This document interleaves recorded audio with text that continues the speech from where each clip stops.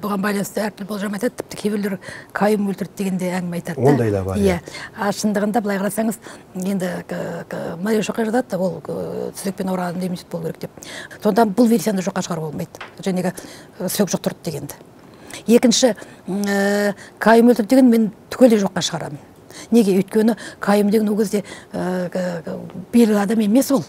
Ол тіпті Шоқайдың жанында переводчик болып жүрген адам, аудармашы болып. Өзім екі болжам маған жақын. Біреуі сүйектен қайтыс болуы мүмкін, шынымен де жұқтырып алып, енді басқа сүйектің түрін. Екінші, фашистер өздері өлтіруі мүмкін дегенді.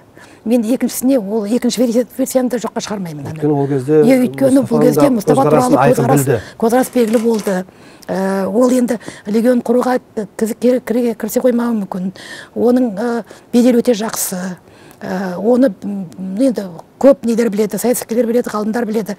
Егер ол келіспесе, онда ол проблема болады. Былайша айтқанда да бас ауру болады оның да. Біз фашистер үшін бұл өздері қолдан жасалған мәселе деген сияқты. Өздері қолдан жасалған мәселе алып келіп, енді құтыла алмай қалады деген сияқты. Сондықтан оны құрту керек деген сөз болуы мүмкін, құрту жүруі әбден мүмкін.